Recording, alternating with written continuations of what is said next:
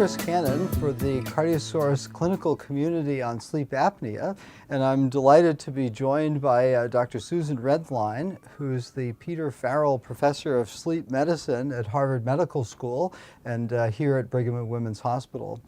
Now, sleep-disordered breathing, and formerly known as sleep apnea with multiple names, is a growing concern, I think, for us as cardiologists, and a growing global concern.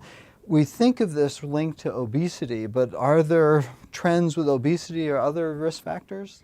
That's right. A number of years ago, a New England Journal article quoted an overall prevalence of sleep apnea affecting about 4% of men and 2% of women. And now the data, those data and others have been updated, and in parallel with the obesity epidemic, it's now estimated that as many as 17% of adults have clinically significant sleep apnea. And that, of course, does parallel the obesity epidemic, but it's quite important to understand that obesity is not the only cause of sleep apnea, and probably as many as 20% of sleep apneics may not be obese.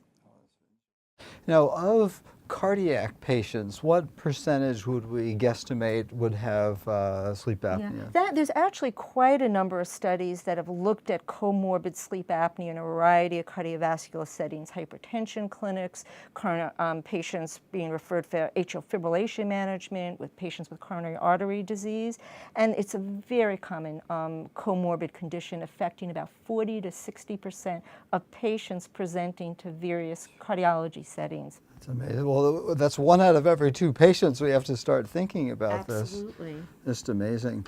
Now, we often think of cardiovascular mortality, but this could be linked to many different bad outcomes. What kind of things are emerging? That's right. So some of the work from the Sleep Heart Health Study, which is one of the largest observational studies, does suggest that mortality, in particular in middle-aged men, is about 2-fold increase in those with moderate sleep apnea or more after adjusting for other cardiovascular risk factors, and it's mostly cardiovascular mortality.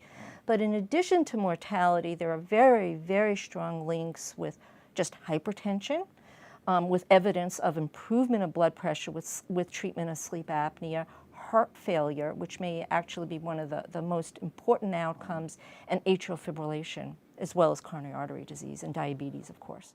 So everything we treat is made worse, I think.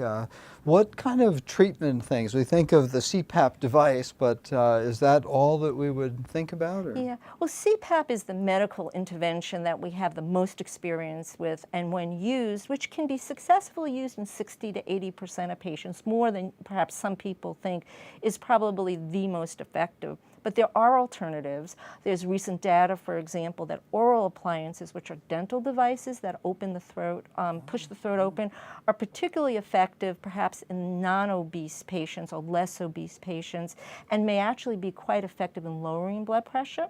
There are also some newer therapies that are being evaluated, including some medications that may help stabilize breathing, and actually some devices that might stimulate upper airway muscles. Most of those are in experimental stages now, but keep your eye out because they're soon to come.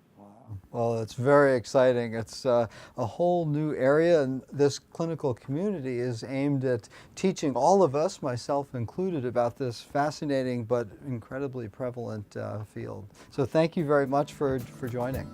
Thank you.